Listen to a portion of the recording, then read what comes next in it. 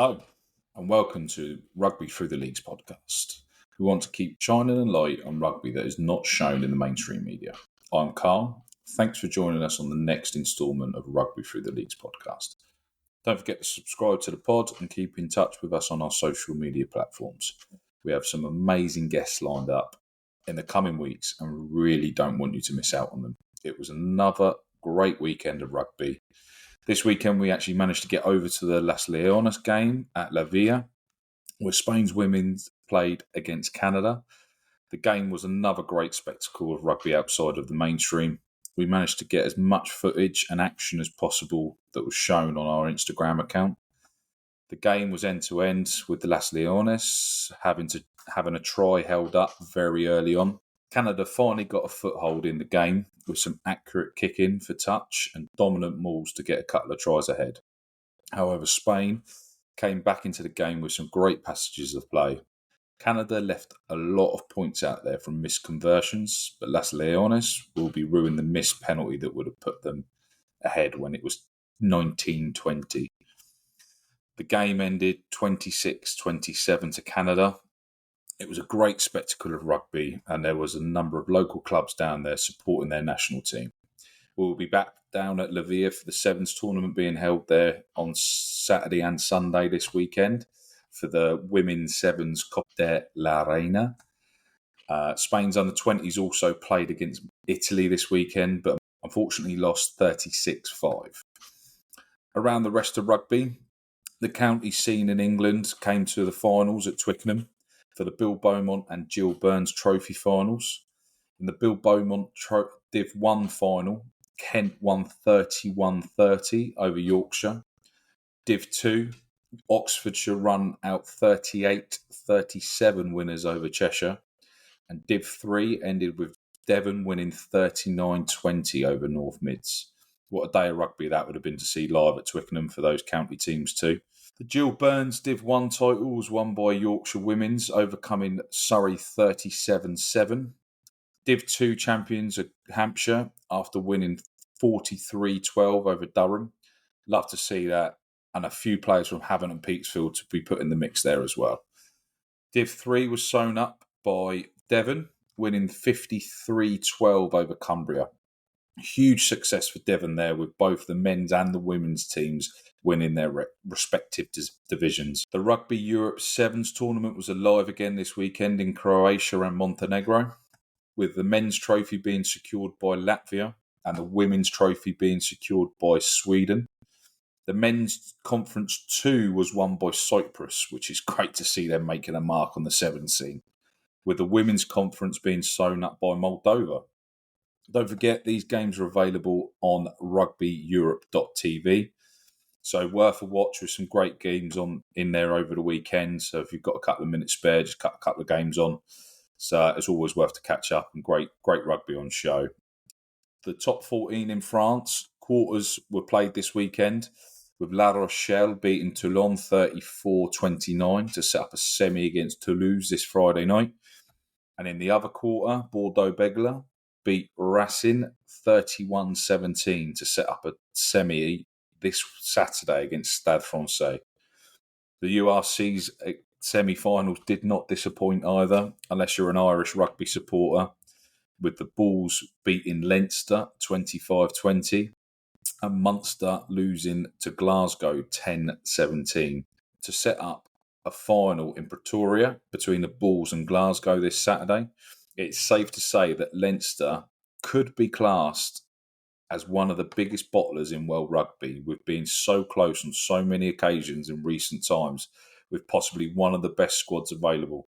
Let us know your thoughts on our socials. Let's get a little conversation going around that. Super Rugby is also set for another final this weekend between the Blues and the Chiefs. The Blues beat the Brumbies 34-20 and the Chiefs beat the Hurricanes 30-19 at the weekend. So alongside the two semi-finals and the two finals we've already mentioned, there is the PWR final between Gloucester Hartpury and Bristol down at the Sandy Park on Saturday. In the Rugby Asia Championships, UAE take on Malaysia on Friday night. Other internationals over in the Caribbean, Guyana front up Trinidad and Tobago early on Saturday morning. Then Japan obviously host England in another international, followed by Hong Kong, China against South Korea in the other game of the Rugby Asia Championship. Then on Saturday, it's also capped off with South Africa versus Wales and the Barbars versus Fiji. The old saying goes, if Carlsberg could make weekends of rugby, I reckon this could be right up there with the amount of games that we've got on show here of such high level. However, we now move on to this week's podcast. So this week's podcast, we have managed to get a great interview from Russell Earnshaw. Rusty is a self-proclaimed journeyman within the game, but with a glittering list of players he managed to play with or against, it was one hell of a career. With winning the European Cup with Bath and to getting played for the Barbars, Rusty was no slouch on the pitch. Rusty has now taken his knowledge and passion into coaching and helping the wider rugby community and other sports understand alternative methods of growth rather than sticking to the norms. A little caveat to this interview, it was actually recorded a couple of weeks ago due to a busy couple of months ahead for myself, but want to keep the pod rolling. So some of the topics have had resolutions around, especially with the promotion and relegation piece in the championship. But this is another great interview from a really top guy to have on the pod. I hope you all enjoy this one. This week, we have managed to get Russell Earnshaw on from the Magic Academy currently. Obviously, a bit of a journeyman during your rugby career. Is that fair to say, Rusty? I played with some good players. I wasn't a player. I definitely appreciated amateur rugby more than professional rugby. Okay, yeah, because you were around sort of on the fledgling part of pro rugby area, weren't you? So obviously we'll get into that throughout the pod. Thank you for your time. Really, really appreciate you for jumping on. Obviously, for those that don't know who you are and what you've done, do you mind running through your rugby journey and enlightening the ones that aren't as educated as some of us? Yeah, and actually, well, look, I appreciate you having me on, and well done for moving out to Spain. I'm very jealous. And actually, just for me to build on that point around the pro rugby stuff, I was actually I played at Bath as my club after university, and I was in a meeting, and one of the players who was a British and Irish line at that point told the coach that if he got paid a bigger bonus, he would play better. And that kind of blew my mind, if I'm honest. So wow. I was kind of used to just playing and enjoying the game. So what's my story? Northern, born up north. So born in Middlesbrough, played rugby for Stockton, club rugby, managed to escape the northeast, which is a good thing to do. Studied at uni, maths and economics. I'm quite a geek. Then played professional rugby at Bath, Rotherham, Doncaster, Birmingham, Solihull. Played England Sevens alongside that, coached a bit with England Sevens then. Taught economics for a couple of years and then coached England 18s, England 20s, and then lost my job in 2018, so which was the best thing that ever happened to me. And we find ourselves 6 years on and I'm way happier and able to do my own thing, probably work a little bit too hard. And I guess, yeah, the journeyman bit, I just did a podcast called the Journeyman Podcast, as I think you'd listen to, but yeah, I was probably surrounded by, when you sent me the questions around players you played with and against, who were the best, and I was thinking, God, I played with some good players. Yeah. And I played against some good players, and I'm not sure many of those players would have picked me. So, and I guess that also, you know, because we won the European Cup in '98, and obviously European Cup weekend this weekend, it was pretty amazing to think that I won a European Cup in 1998. So was that the old Challenge Cup? Champion? Was it the Challenge Cup or was it the Champions Cup? So we played Brive in the final. I think they'd won the year before, so it was my wife went, "Oh, you won the third European Cup." She told me yesterday. So we in '98 we won. I came off the bench for about 15, 20 minutes. I think you can find it in black and white on on YouTube. And that was, it was cool. I mean, actually, the best bit was probably the 7 days after, where we just went like on the lash, if I'm honest, for 7 whole days. So that was pretty pretty exciting. Yeah, amazing. Have you still got like the medal and stuff like that from the Heineken Cup? Have you got it framed? Have you got it put? Or as some players seem to sort of just throw them in the drawer and just try to keep it as humble as possible. What's your I have absolutely no idea where the medal is. no? My shirt is somewhere as well. I have absolutely no idea. I do know. I think I washed my shirt and it like ran a bit, and that's so. And also, it's like one of those gigantic baggy shirts. Yeah, proper old school ones. Yeah, it's old school. Cotton traders. I was I think on one of the podcasts years ago, I was listening. There's somebody that keeps one of their real major medals, maybe like even a World Cup winners medal, in his sock drawer. It was tucked away within a ball of socks in a sock drawer or something like that. And you think people that would live and die to get a medal like that. There's some people in the position that just like, I'm going to just keep it there. I know I've got it, but if the missus ever just goes through and empties your sock drawer, he's screwed, isn't he? Yeah, I've absolutely no idea. I was down in my son's away in Oz at the moment, but in his room there is, when I left the Sevens, in 2013 we lost the World Cup final, so I've got a silver medal from that, and that's framed with a shirt. So only because Nice. they had it done for me. The reality is, if that hadn't been done for me, I would be saying exactly the same about the World Cup silver medal as well. So obviously you said about the Sevens then. So how did you sort of get into on the international scene on the Sevens? Yeah, so I actually loved playing Sevens.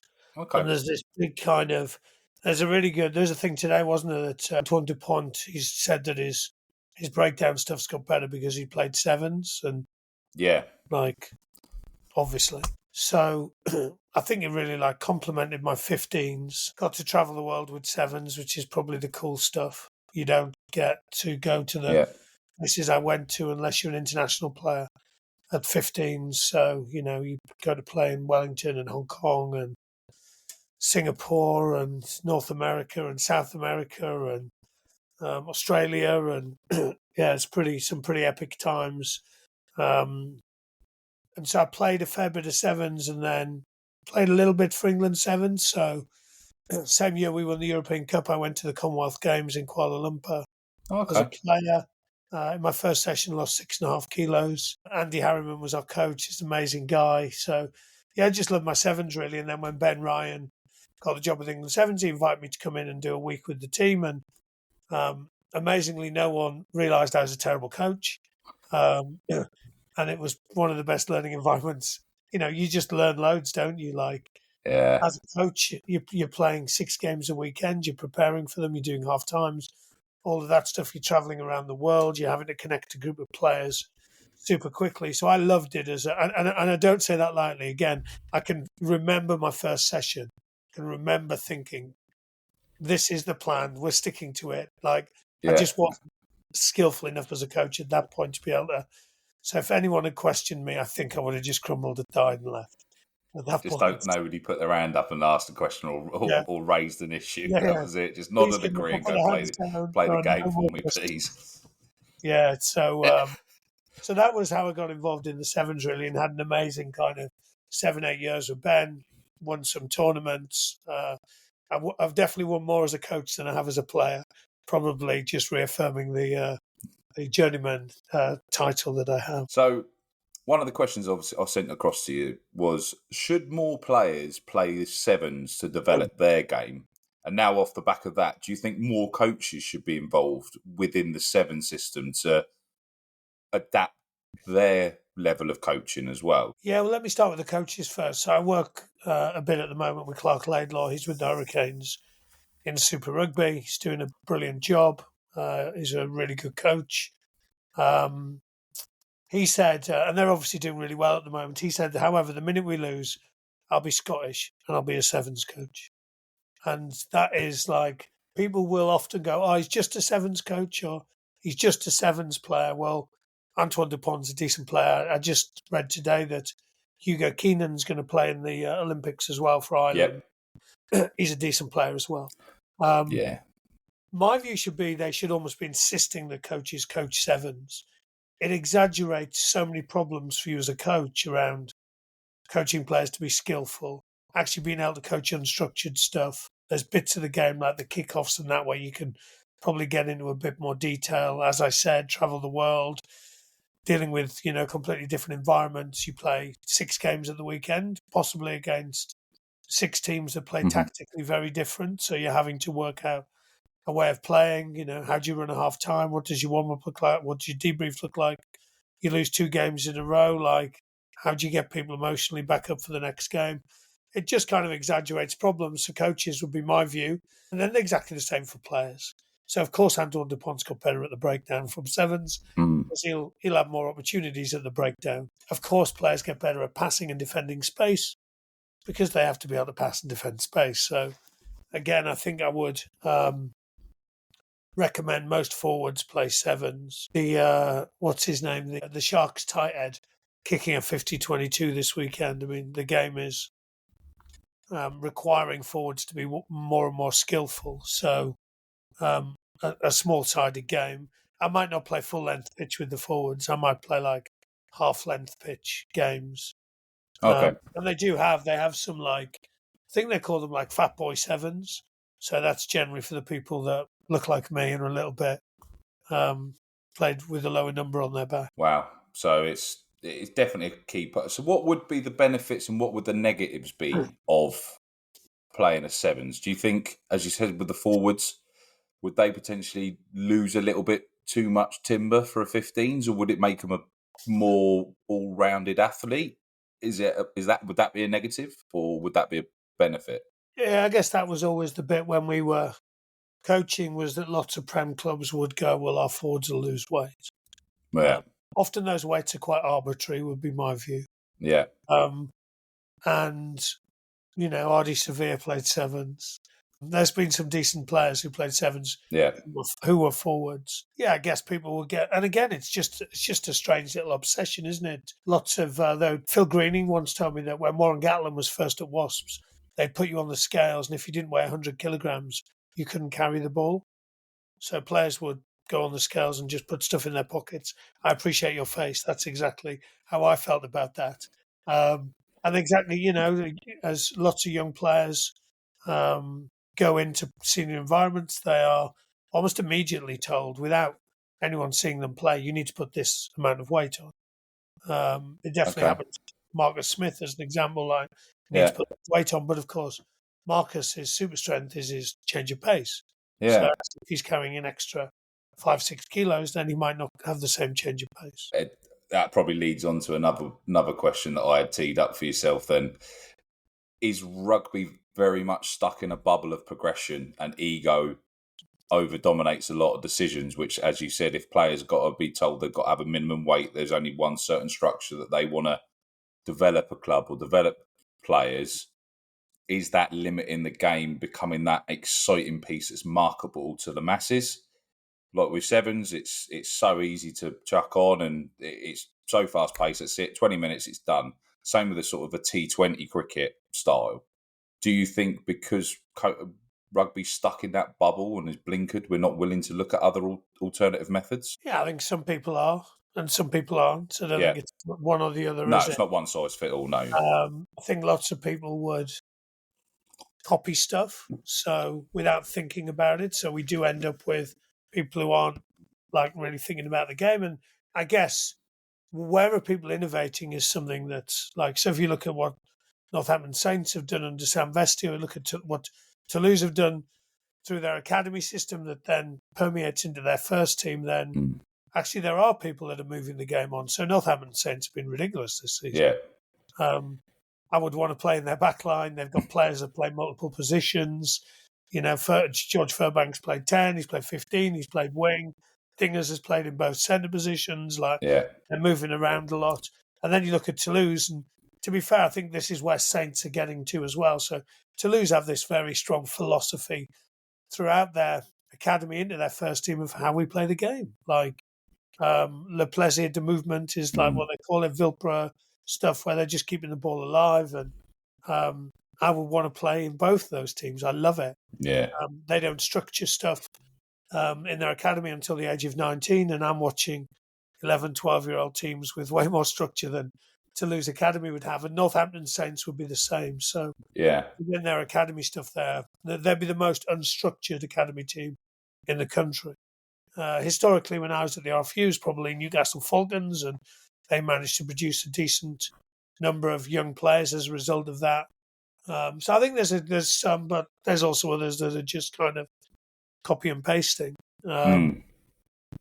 which, yeah, is probably like I speak to a lot of players and they would be quite frustrated that, there's lots of the players you watch, I think that player's miles better than I'm currently seeing them play. Yeah. Like they're trapped in a cage a little bit. How do those people still get jobs then within the game? If people know that structure is very limited for players, how are they still recycled within the game consistently? Is it very much still of the opinion of jobs for boys that some of them are still getting a run out, or do they have other attributes that are of a benefit? Well, it's not a meritocracy, is it? So they're not picking the best coaches. So the reality is they don't even advertise lots of the jobs. So, Okay. and again, like it's who's doing the recruitment, how good are they at doing recruitment? Yeah, I do think I watch lots of coaching. I watch lots of environments. I've been lucky enough to watch this season, like Waratahs, Reds, Crusaders. I've inadvertently watched 2 Leicester Tiger sessions because I happened to be doing some work at the Matty Otherwood Stadium. So I've watched lots of teams, and Yeah. and I go to lots of environments, and often people will say to me, "Oh, but we're just all doing the same stuff," and I'm thinking, why? Like, you haven't got the best players, Yeah. so you could be South Africa and have the best players and the biggest chunks of meat and scrimmage and play that game that way, and you'll win a World Cup. Like, I have no idea why anyone would try and out South Africa. And people have tried it for years with Saracens, haven't they? They've tried to beat them the Saracens way. Well, they train like that all the time. So Yeah. I do think the teams that, Quinn's a few years back, Northampton now, who are playing a slightly different way, because the reality is when other teams are playing against Northampton, well, they don't train. If you don't train like Northampton, you probably only practice playing against them for 20 minutes 1 week Yeah. at home, 20 minutes 1 week away, and that's probably the 40 minutes in a season is probably all you do against them. Yeah. From obviously a man from up north, what's happened to Newcastle this season? What's your opinion of that from the outside in? Or Yeah, they got half the budget of everyone else. yeah, I understand that. They can't work out what they stand for. So they've gone from Dean Richards to Alex Codling to Steve Diamond. They're like, those 3 people wouldn't have this. I guess this is what I'm saying about recruitment. Like, if you understand who you are as an organisation, where you want to go, then you recruit based upon that. If they were recruiting based upon that, they wouldn't have recruited 3 such diverse characters, really, would be my view. Yeah. Versus, Northampton States understand how they want to play the game. So they bring Sam Vesti over from Worcester, and Sam would fit that bill, wouldn't he, of how they want to play the game. It's interesting, looking at like a Leicester Tigers as well, who've got this rich history, and this is how we play the game. And then I'm not sure Dan McKellar is like, I think there's a misalignment there, if I'm honest. So, and that again would be quite common. Bath did it for years, didn't they? Yeah. Like, Lee's finally kind of got hold of it and understand that they got some great players who are born in Bath and come through their academy and understand what it means to play for Bath. And they're playing the brand of rugby that probably Bath played just before I joined in the 90s with the Jeremy Guscotts and the Mike Cats. And so I think, I think some teams are a little bit lost, I would say. I think Newcastle's one of them. It'll be interesting to see how they go next season.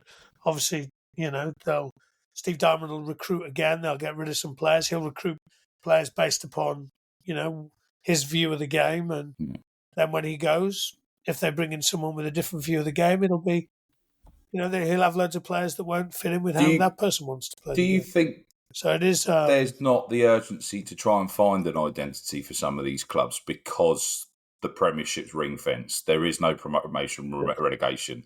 The only way they're going to drop out of that league is going bust. So do you think that sort of stifles their sort of future look on the game, and in the same breath, is that disrespectful to the English Premiership? Yeah, I mean, my view personally is that I am in favour of promotion and relegation.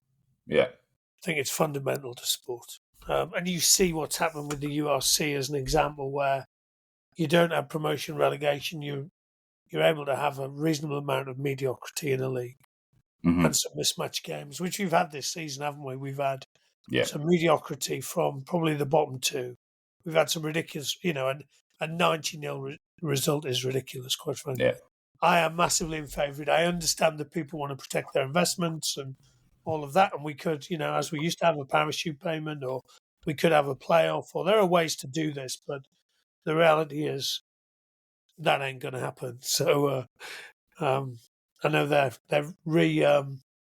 negotiating the long form agreement at the moment, the RFU and the clubs, and it'd be interesting to see where that ends up, because they were talking about having Prem 1 and Prem 2, weren't they? And it sounds like some of the championship clubs aren't that happy with. No, because they're doing a bit of a rebrand around it. It's just sprinkling a bit more glitter onto a dog shit product, to be honest. It's so weak, and it's obviously Ealing. They say about the stadium and stuff like that, but it all, as you said earlier, you hit the nail on the head. It's down to people protecting their investment rather than opening the door to. Because the thing is, Ealing's never going to improve to that level if they don't get the investment from the TV money that's now available. Doncaster obviously got a really good ground. Coventry are all fairly well set up. Obviously, Cornish Pirates had one hell of a season as well. It's just, how is that going to end up be a sacrifice to the Championship because they're not able to get to that promised land in that sense? Are they going to say, well, I'm just in the Championship because I think the Cornish Pirates owners basically turned around. He's up, the club's up for sale. He said, I'm on my exit program.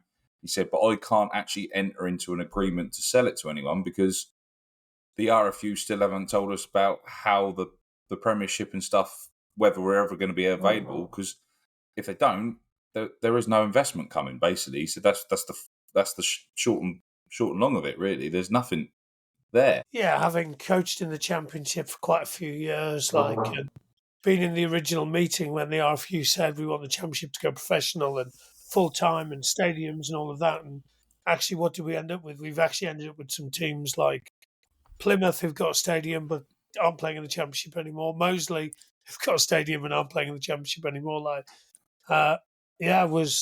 Again, I'm none the wiser, really. I think that meeting was in about, I want to say, like 2007 or 2008, and I'm not sure we've kind of moved forward from that point. And again, I'm just a massive fan of promotion relegation, and suddenly you have some slightly different pictures in the competition, and as you said, Ealing might get some funding and might be able to increase their stadium. I was actually at Rotherham at a time where we got promoted, and then they told us, and I think we believed them at the time, that we didn't get promoted because the toilets weren't big enough at Millmore, the ground. And I think we believed them. And then actually, a year later, I think some people were like, oh, no, your owners took some money. And I was like, oh, right, okay, that's weird. But again, at that point, I think we were quite happy not being in the Premiership because we just lost every game when we were in the Premiership. Fair enough. So, and there are teams that will, but some teams, it's the same in the football world as well. Though there's teams that are yo-yo clubs that will eventually become a club that can, and being able to play that week in, week out rugby will improve teams eventually. It's just when it finally sticks. There's clubs that are too good for the Championship. There's clubs that are not good enough for the Premiership, and it's just, as you said, both in agreement. It's something that's got to happen. It's just clearly not what the hierarchy want by the seams of it. So there's I mean, again, and 3 clubs have gone bust, and there's actually lots of really good players playing in the Championship at the moment, or have had to go apply that trade in other countries. So there's definitely an oversupply of good young players coming through. The England 20s and the young players coming through are there's some class players. Well, that'd be the sort of the perfect ground for them to go and, like as you say, go and play in the championship and stuff, and get it within amongst teams that know they're going to be fighting. A lot of clubs have obviously got them already tied up, those under-20s, which is fine. Get them out there and just get them into a club that's going to generate that winning feeling. Once players know how to win, it becomes easier once they get sort of into a bigger club. Do you agree with that? Yeah, Fletch actually spoke. One of the things he was thinking about doing when we were at the RFU was having a club in the championship where pretty much you'd get all the 20s to play and you'd coach them. So Okay.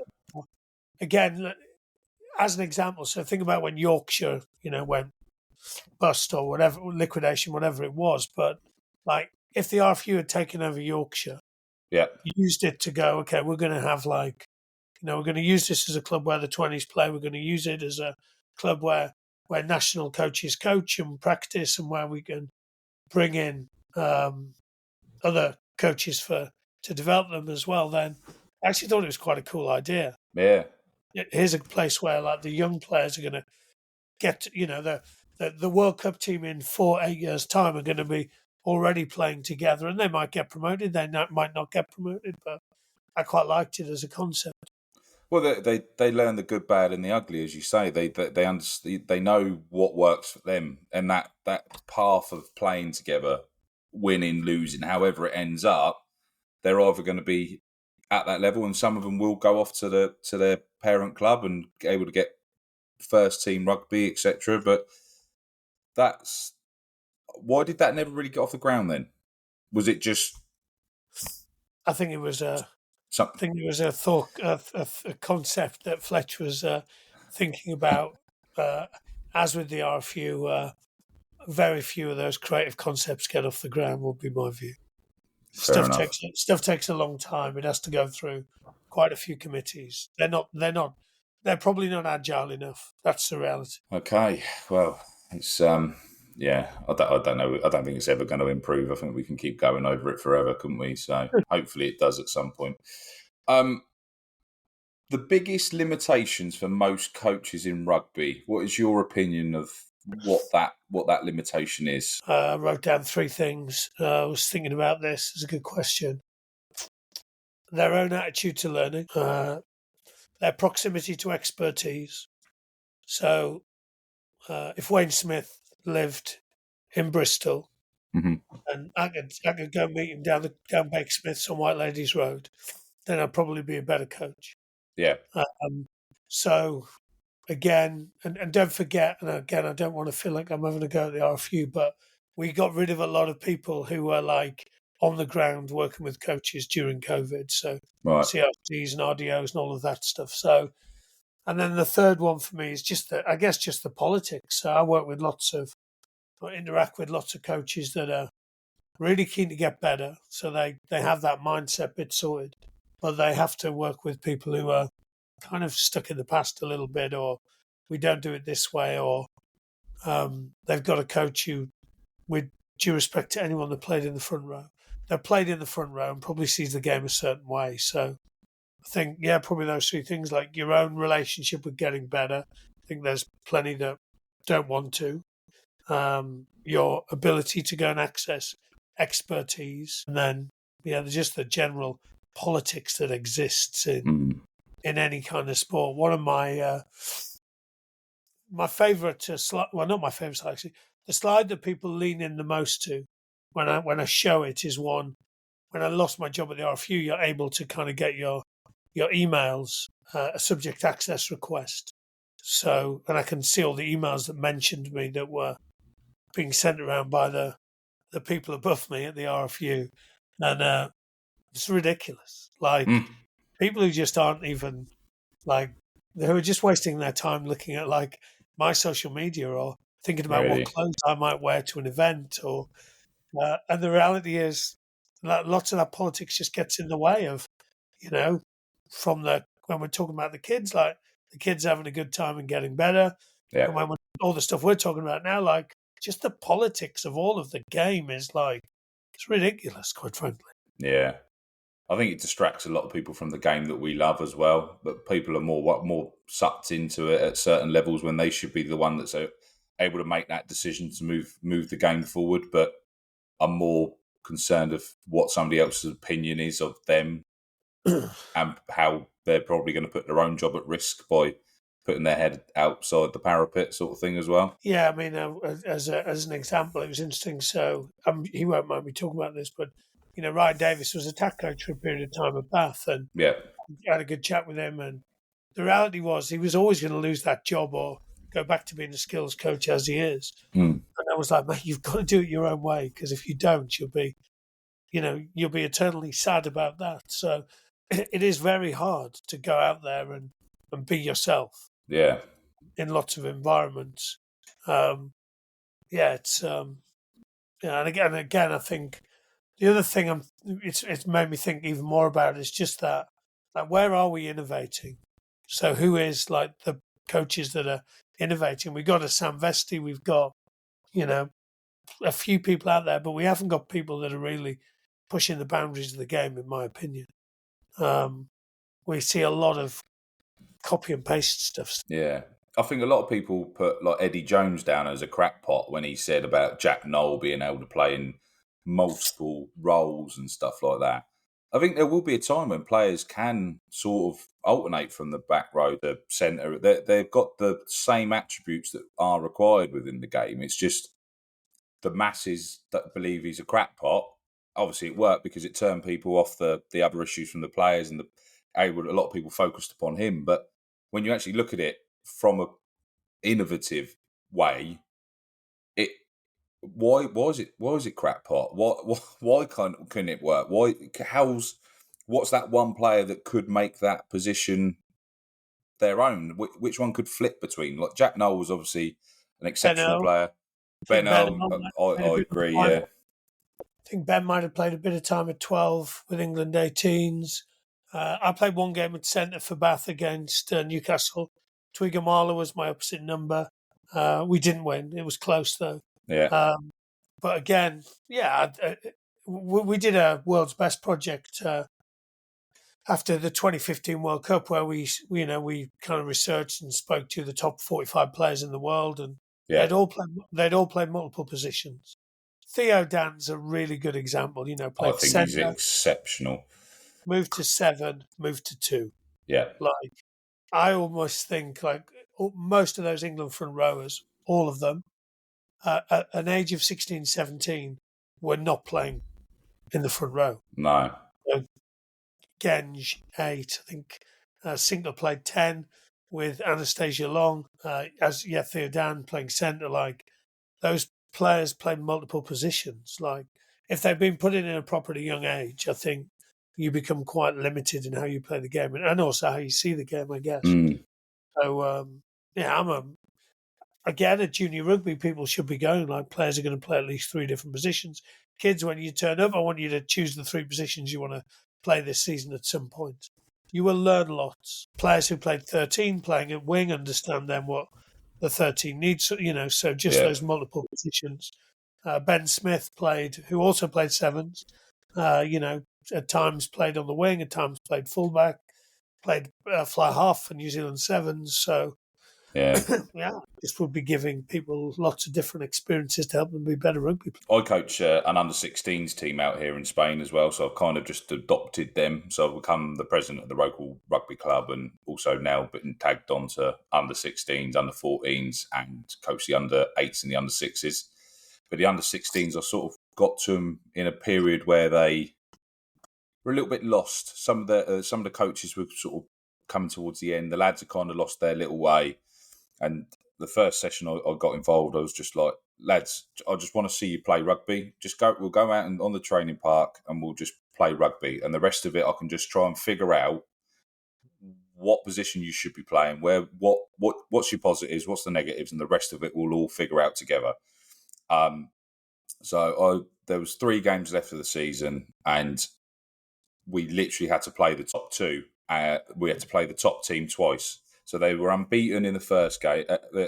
We lost the first game because I wasn't able to get to the game. I already had another engagement to go to. We went up to the other game against San Roque, second game.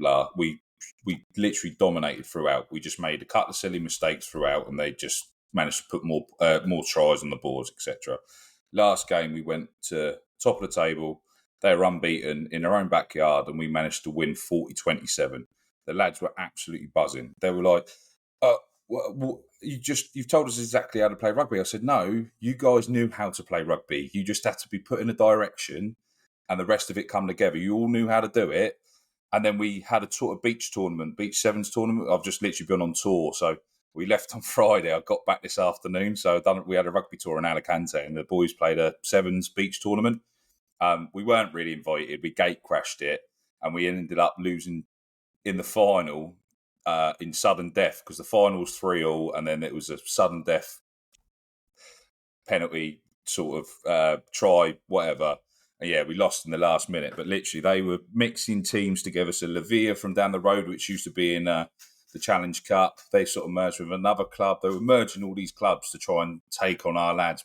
Our lads come absolutely. They said, yeah, we lost the final, but we're just absolutely enjoying we're loving the rugby, and they can't wait for next season and stuff. So there's not, I was like, they were like, so when are we going to do the drills? When are we going to start? I was like, lads, we'll just play rugby. The rest of it I'll figure out as we go, and then we'll run through the drills that we need to do at some point. And we started to get into the point, and they were just like, there were literally 20, 30 lads turning up for training. And the other parents were like, there's never been this many. Like they've not enjoyed their rugby this much just by being able to play with their mates and actually sort of getting out on the pitch and seeing the results come. So like next season's going to be really exciting for us as well. But a lot of people get bogged down in details, and they're more worried about those intricacies rather than self-development. The lads have become better in themselves, and they've enjoyed their rugby. They've understood their rugby. I've sent lads, go and watch some YouTube clips. Go and watch these bits. Go and watch these other bits. Understand what I'm saying to you,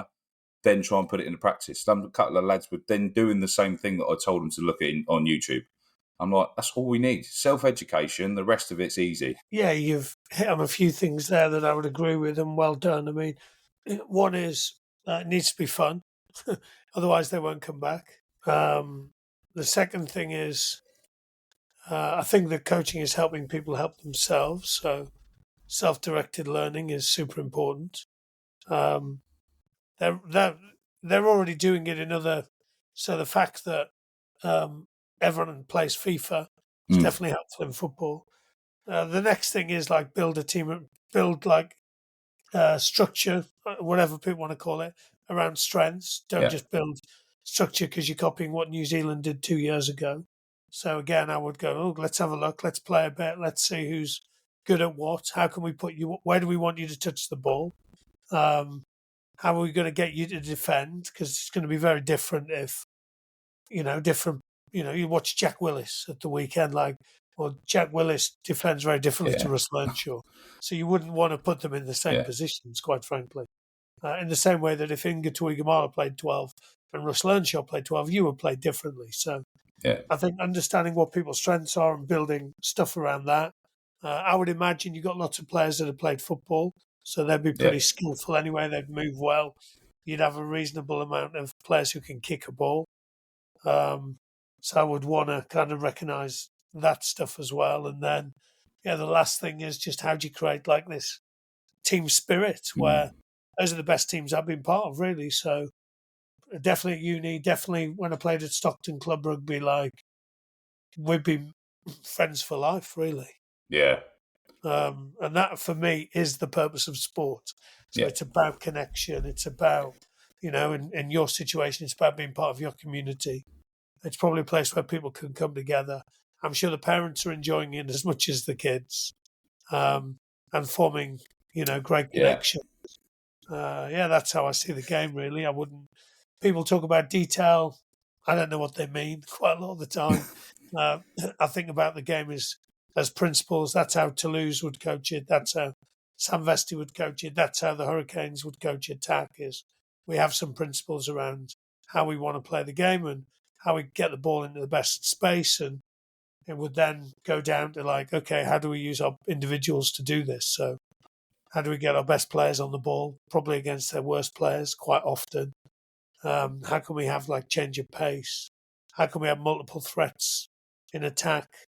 What's our attacking kicking game look like?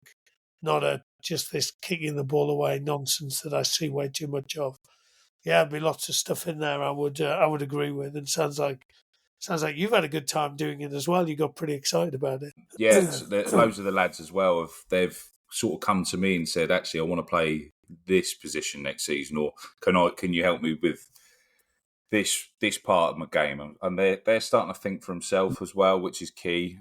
They're enjoying what they're doing, who they're playing with. There's a few lads that are unable to play next year due to the age rulings in Spain as well. So they play in 2 years, so it'd be under 16s, but they can't be 16 before the start of the season. So if any lad, because the season starts in maybe mid-September, lads that are born at the start of September are then excluded from that age group, even though in the same year group as all the lads that are still playing. So it's really odd, but some of them are going to stay on and help coach. I said, we don't want to lose you part of the group because they all go to school together, they all hang out, etc. I said, come and coach, come and keep part of the game, come and understand it, see what you can do. Like, you can get involved in the game, you can still keep in touch, because hopefully we haven't got seniors or an under 18, so that's my next mission, is to try and add that into the club as well. So there's a path for the lads that are staying around to carry on within the club as well and push that forward. So it's a lot of the lads have enjoyed it. The parents keep dropping messages saying, Carl, the kids are absolutely loving it. Thank you so much for everything you've done. I was like, it's not me, it's them. They're enjoying their rugby again, and that's the biggest point. If they don't enjoy it, the rest of it is, you could put any top class coach in there and they won't get the response out of the boys if they don't want to be there. Yeah, I love that. I love that the boys are now coming to you asking questions and wanting to get better. That is coaching, in my opinion. Yeah. And yeah, well done. You sounds like you've gone over there and taken over as chairman. Sounds like you've got a lot on your plate. God, yeah, the missus was like, "Are we not busy enough?" I was like, "Nah, clearly not." So,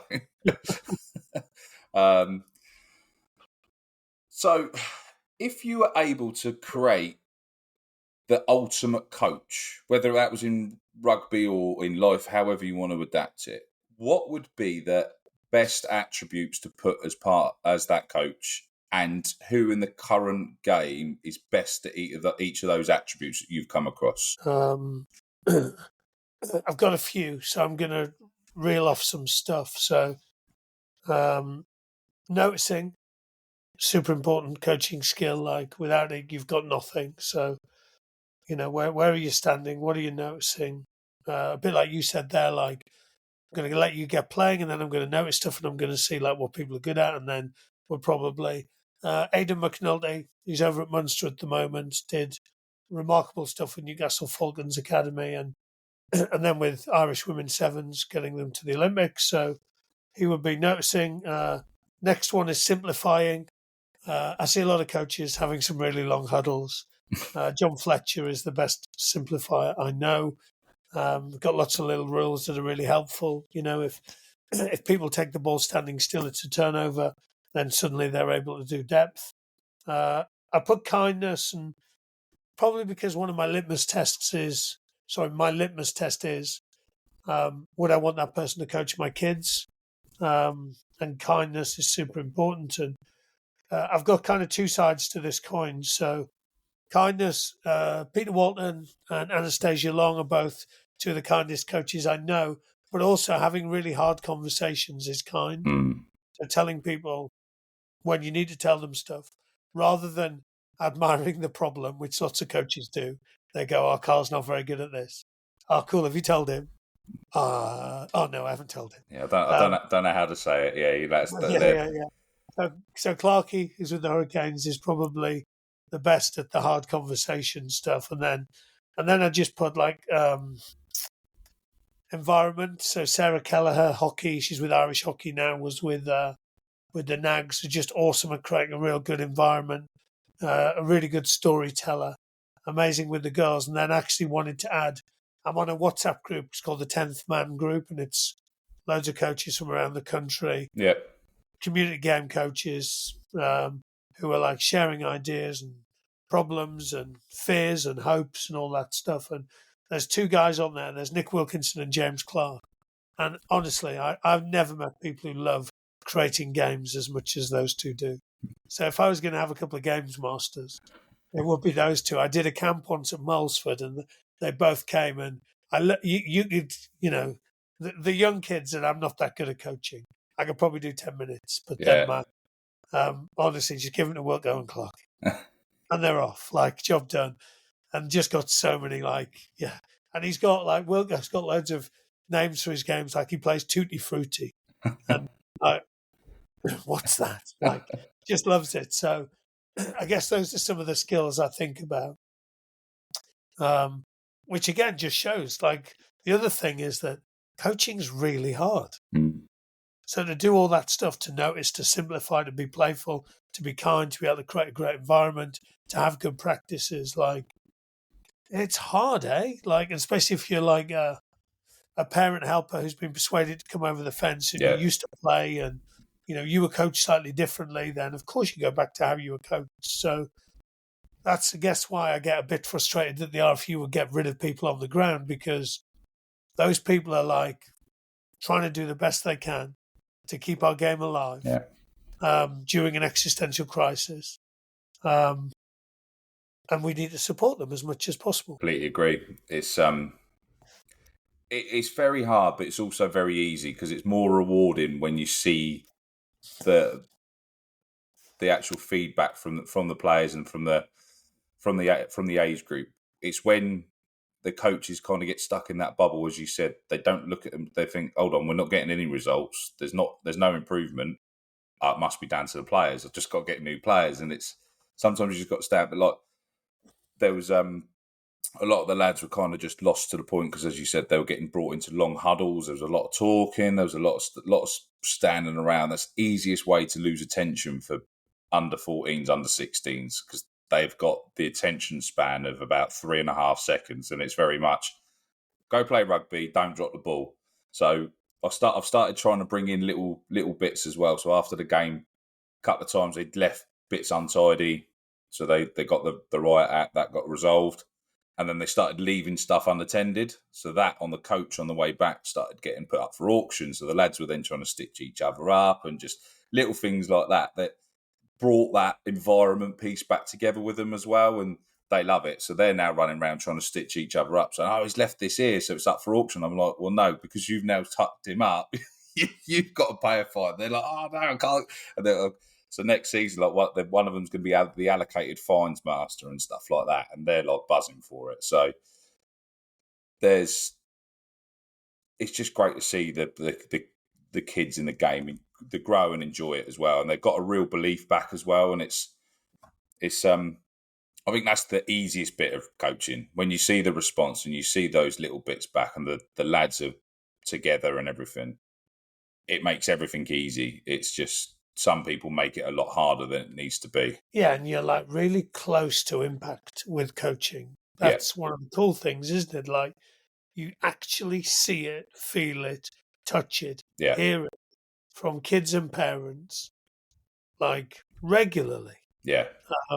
So that's the cool thing. Like, that's why I love it so much. That's why, as I said, that's why the nurses have accepted terrible pay for so many years, is because they are literally close to impact and like doing a job that they truly believe in and aligns with their values. And the same with coaches. If you truly want to help people get better and help people help themselves, then you can go and do that. You can go and hang on the pitch with people, and they'll get better, and you'll get some endorphins released in your body, and you'll want to come back next week.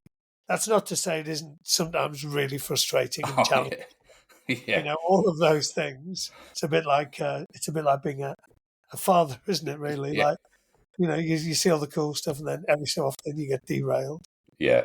You just stand there and think, why have you done that? Everything else you do is amazing, but why? Just how? And then you just have to okay, right. They're only kids. We'll move on. That's why, and for me, that's why co-coaching is so important. Like, having a good coaching team that supports each other, that are helping each other get better, that's able to, like, some kids might not want to come up and speak to Rusty, but they might want to come up and speak to Carl. They might have a better relationship. So that kind of dynamic of co-coaching is super important. Yeah, definitely. In respect to when you've gone into teams, obviously you've gone and done a little bit of consultancy around different sort of sports and different coaching setups. Which was the most receptive to your advice, and who were the worst? Well, look, again, I guess my job is as my daughter's not quite sure what I do.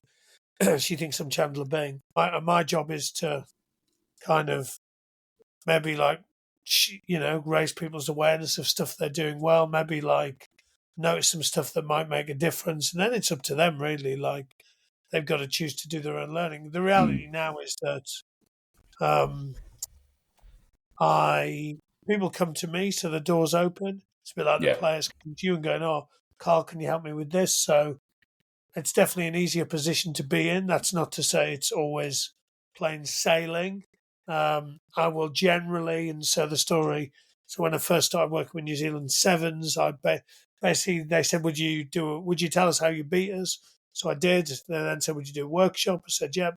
On one condition, that as a result of the workshop, all the coaches try an experiment for a month, and then you get feedback from the players, but you don't tell the players what you're doing. And so them like doing something for a month, so around co-coaching, around coaching individuals, around some of the game stuff, and then getting amazing feedback from the players probably convinced them.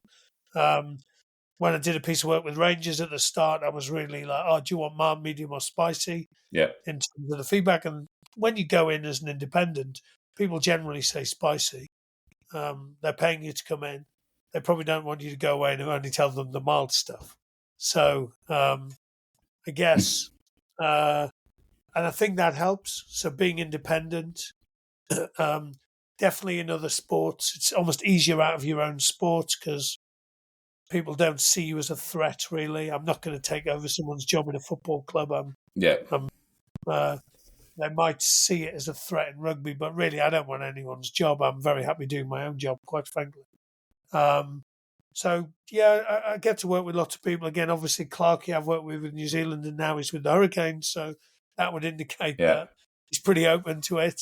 I've loved the fact that the other coaches have been. So spent a Yeah. couple of weeks with them in December and Jan, and just really open to like trying stuff and experimenting and setting challenges for each other and going after them, which are again like fuels all my biases. We still have had a really good one actually the other day. We've had a couple where it's been challenging. Me and Fletch started doing some work with the school. We agreed Okay. under this piece of work, and after the first session, we both were like, "They don't want to do this, do they?" And so we rang them and we just said, "Look, I'm really sorry.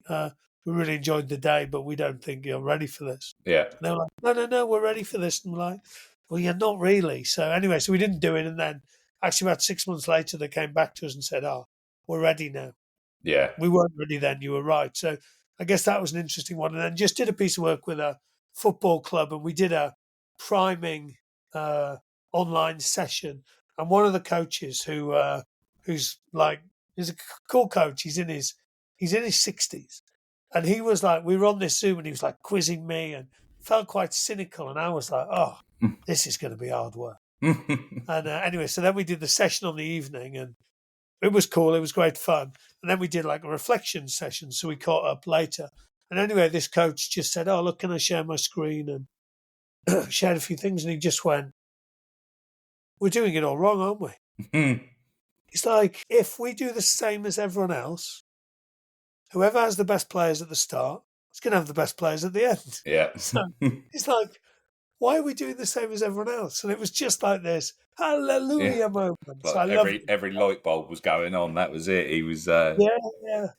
So I guess, and those are the ones that excite me really when, you think, "Oh, this person's quite cynical," or they're not quite sure, and then they go, "Okay, this could make a difference to the kids," because that's ultimately what I'm interested in, is actually like, as you described, like your kids having an awesome time. Yeah. That's of course I want you to have an awesome time coaching them as well, but they are the most important thing to 100%. With the receptiveness as well. Is there sort of a nationality, like with English, being English, we're fairly cynical. Well, I know I am in most parts of my life, so I have been, but I understand the importance of self development as well. I think as a nation, do you think we're predominantly cynical enough that we don't look at ourselves? A lot of people blame everyone else. Yeah, I've had a couple of other good hallelujah moments to work with a business, and one of the ladies the other day just went, "Oh, I get it. It all starts with self-awareness." Yeah. I was like, "Yeah, um, yeah." Look, I'm really lucky. So I'm generally get to hang out with people that want to get Yeah. better, and are really serious about it, and really serious about creating amazing experiences for either the kids or the grown-ups that they're working with, and they want to be part of good environments. So I'm very, very lucky, really. I'm probably got a slightly biased view of the world. Um, that said, when I worked at the RFU, it wasn't always like that. So at that point, people aren't coming to you. You're almost sometimes being forced on with, other. So I did, won't mention the club, but I did a day with one of the clubs and just had coaches who were just like, yeah, but the players are this and the players can't do this, and there's no leadership anymore in these young players. And again, just really simple stuff like putting people in boxes, admiring the problem, like just stuff that was doing Yeah. my head in, if I'm honest. And and one of those coaches is no longer in a job, thank God.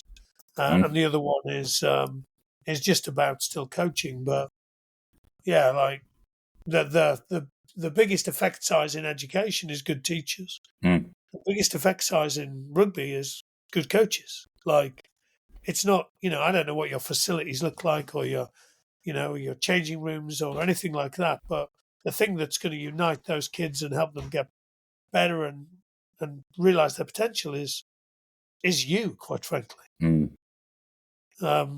So it's such a important role with young people. Like, we've all had, I'm sure you've been the same as me. Like, I've had coaches when I was younger that have completely inspired me to play sport. And I guess that's what you're trying to achieve now at your club, isn't it? Yeah, definitely. It's same in business as well. I've been in business with people, and there's ones that have inspired me. There's ones that have also probably limited certain bits, and some people are just that way inclined, and you have to learn to navigate that as quick as possible. I think, as well in life as well as in sport. But it's the ones that are not willing to be self-aware, as you say, are the ones that limit probably a lot of other people around as well.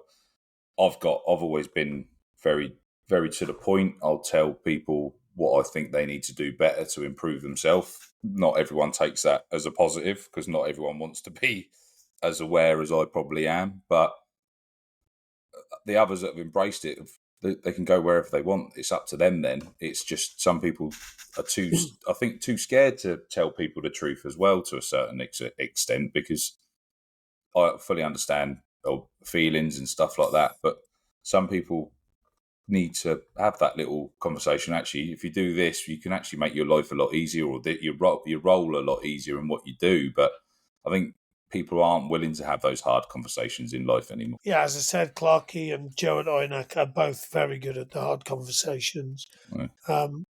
My reality is I work with people that want to get better. Yeah. Pure and simple. Like, I have options around who I work with, and, actions are super important to me. And yeah, anyone that I'm hanging out with is generally wanting to get better. So I'm very, very lucky. Yeah, definitely.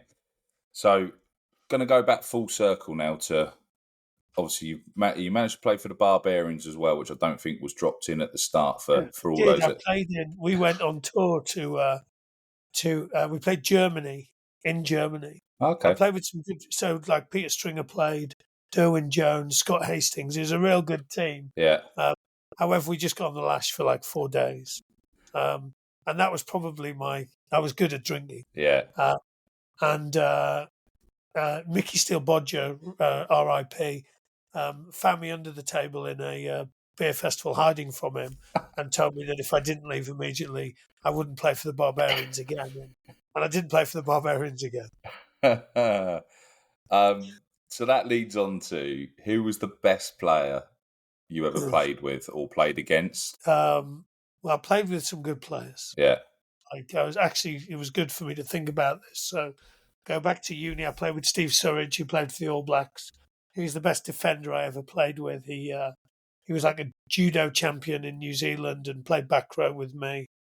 I also played with Dan Lyle at Bath, who was doing stuff that no other player could do.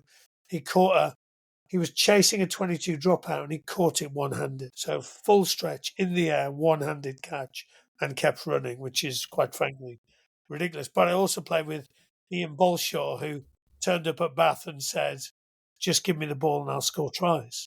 Yeah. As an 18, 19-year-old who was, I guess, the closest England has had to like Christian Cullen, who is one of my favourite players. So I guess I hung out with some pretty good players. And then the two I'd thought about that I played against, and again in '99, before I got injured, they picked a team.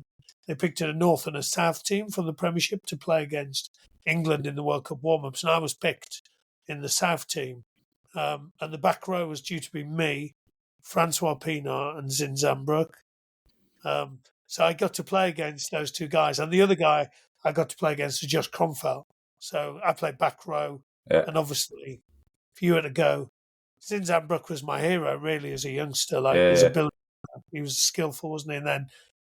And then seeing Josh Cromfeld, who in the World Cup was just ridiculous, and then he obviously came over to Leicester and got to play against him. So I was just played with and against some.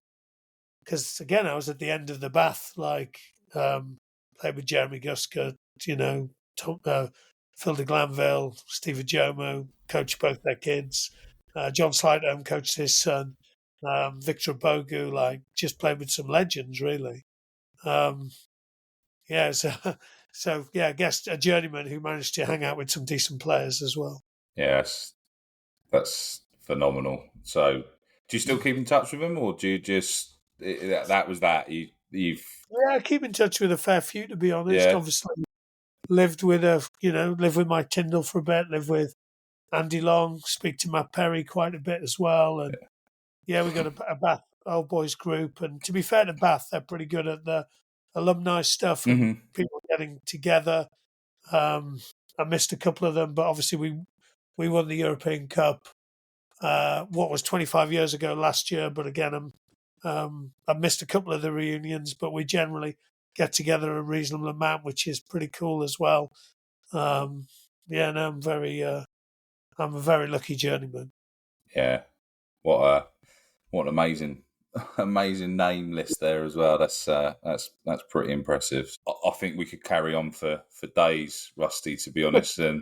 But thank you so much for your time. It's been phenomenal to get you on the pod, and I'm sure hopefully further down the line, once the pod's gathered a bit more pace, we can get you back on at some point as well. Yeah, no, thanks for having me on. They do gather pace. I look at our timeline of the Magic Academy, and it takes a little bit to take off. Then you start getting some decent numbers of listens. Well, starting to get big bookings. Got you on board as well, so I'm sure that spike's going to come straight up after this one. Yeah, no, thanks so much. I appreciate you having me on. Well, that brings this pod to an end.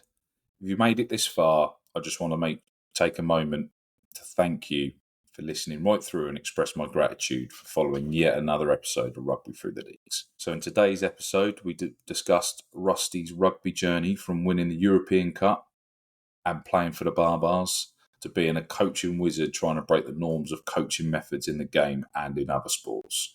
In next week's pod, as we mentioned the other week, we are shining a light into the game of rugby in India. We have Keanu Furi from Rugby India, where we discuss his involvement within their current setup and the development of rugby in India. There are huge ambitions in India for rugby, and we're hoping to see some of that firsthand soon. So can't wait to get that one out for everyone to see and hear. Once again, a huge thank you to you all for tuning in. Thank you and goodbye.